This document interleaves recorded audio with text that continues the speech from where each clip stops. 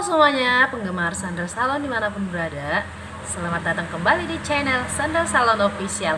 Nah, kali ini aku mau sharing buat teman-teman semuanya, dimana yang banyak bertanya, Kak Sandra, rekomendasi dong obat smoothing yang untuk pemula gitu ya. Untuk pemula yang dimana jangan terlalu keras tapi bikin rambut bagus gitu ya. Nah, jadi saya kepikiran ya juga ya gitu kan. Saya pikir selama ini memang karena saya pakai resistan, mungkin karena saya sudah lebih cepat untuk pengolesan obat gitu kan. Jadi saya kepikiran buat teman-teman pemula itu kan, kalau contohnya pengolesan obat itu nggak secepat yang udah mahir ya. Oke, jadi sebelum kita lanjut, jangan lupa kalian subscribe dulu ya. Kalian subscribe dulu, kalian like, komen. Nah, jangan di skip ya, jangan di skip. Pastikan kalian setia di channel ini supaya hasil smoothing kalian itu benar-benar terlihat lebih ada perubahan gitu ya. Nah, buat teman-teman semuanya, saya mau rekomendasi. Sebenarnya banyak sih ya obat smoothing yang bagus, semuanya bagus, tergantung teknik dan cara kita aja gitu ya. Nah, dimana selama ini kan saya pengguna CBD ya, CBD, Inaura, saya pakai semuanya. Cuman kalau memang kalian pengguna Inaura yang resistan juga bagus ya. Inaura resistan itu tidak terlalu keras ya, tidak terlalu keras, dan proses pendiaman bisa agak lambat ya. Tapi kalau untuk CBD yang resistan itu cepat gitu ya, cepat banget ya. Jadi kalau kita udah terbiasa pengolesan obat cepat itu bisa gitu. Tapi kalau kita masih lambat, saya rekomendasi yang Inaura aja gitu. Tapi kalau kalian mau, aduh Kak Sandra aku mau CBD deh, wanginya lebih wangi gitu. Nah, kalian bisa mix yang normal sama yang resistan ya. Perbandingannya lebih banyak yang resistan ya.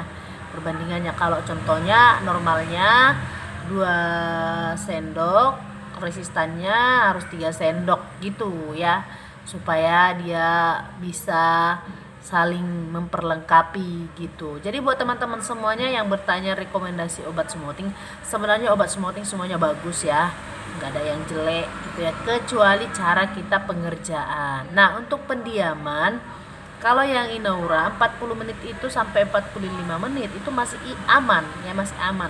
Tapi kalau yang resistannya CBD nggak bisa ya. Kenapa? Kalau lewat dia dari 30 menit dia berbulu kelamaan ya. Jadi kenapa sih rambut bisa berbulu?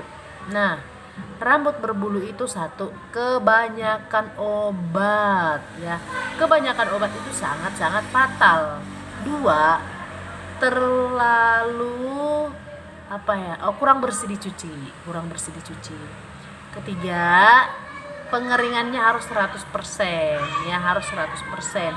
Nah, kalau kondisi rambutnya itu normal, tapi kalau kondisi rambutnya itu sudah rusak, kering ya, atau bekas smoothing, kalian menggunakan obat itu hanya sebatas tumbuh ya. Jangan coba-coba kasih yang resistan bagian yang lurus ataupun yang normal, itu akan tetap kurus. Apalagi rambut yang berwarna. Rambut yang sudah berwarna kalian kasih obat smoothing, apalagi dia bekas smoothing, itu bisa jadi keriting kayak jagung gitu teman-teman semuanya ya. Jadi pastikan kalian, sebenarnya rambut smoothing itu nggak harus rusak sih, nggak bikin rusak sih smoothing. Banyak orang bilang gini, Kak Sandra, smoothing itu kenapa ya jadi rusak? Sebenarnya yang bikin rusak itu bukan obatnya gitu, kitanya. Nah, satu lagi saya mau rekomendasi catok ya, catok. Dimana banyak yang tanya, kemarin ada yang nanya gini, Kak Sandra aku catoknya apa ya itu. Terus saya minta dikirimin video, lihat catoknya kurang bagus sebenarnya ya. Tapi kalau menurutku Bailu juga harganya udah bagus. I grade ya. I grade Bailu itu bagus juga ya. Tergantung cara kita pakai. Nah, kalau kalian belum tahu cara menggunakan Bailu itu atau I grade, kalian bisa lihat video-video saya sebelum-sebelumnya. Di situ saya cara menggunakan sisir catok atau catok itu di situ lengkap. Oke, satu lagi saya mau rekomendasi juga buat teman-teman semuanya. Ini namanya sisir catok ya. Ini namanya sisir catok, dan sisir catok ini fungsinya untuk menjepit rambut.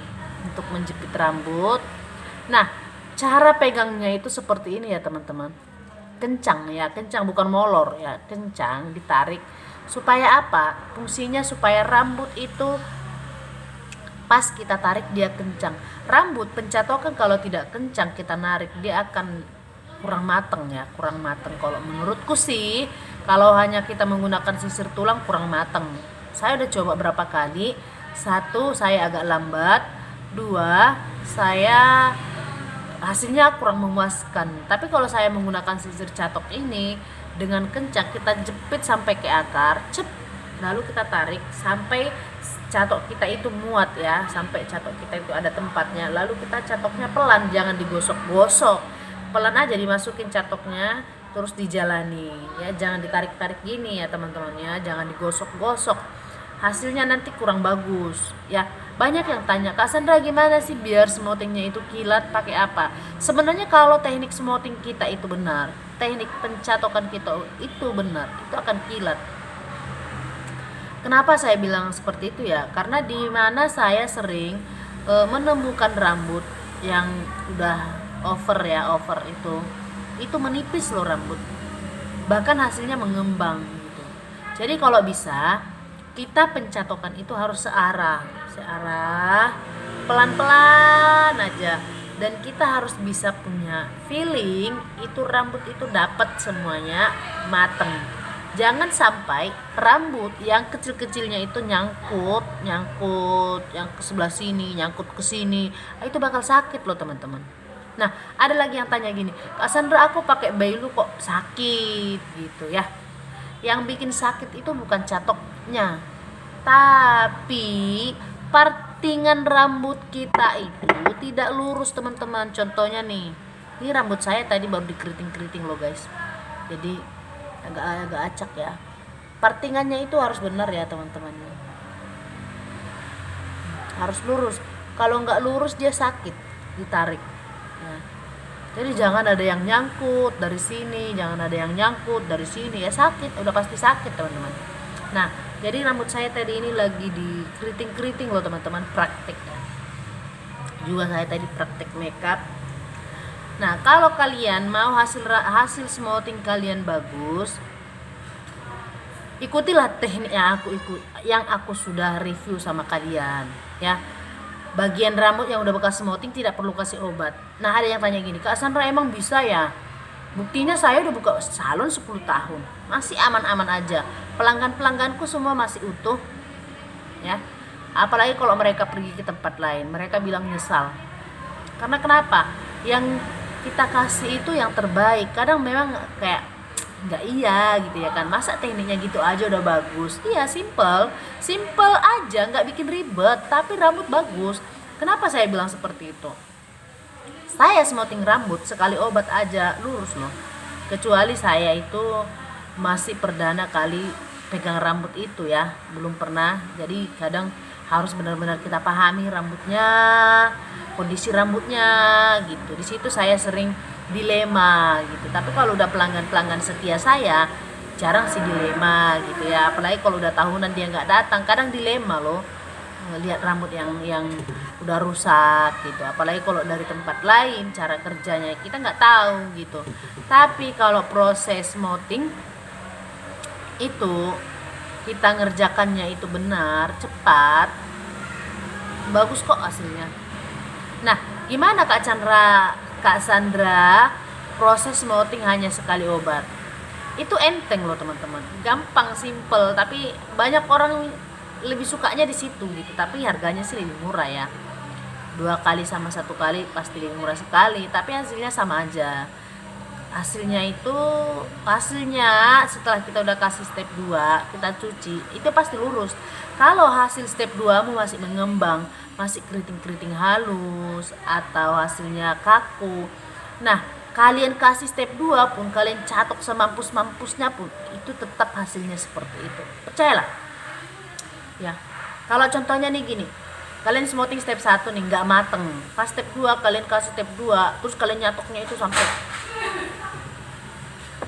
kalian catoknya itu sampai benar-benar sakit gitu kan, sampai gosong, itu malah rusak teman-teman.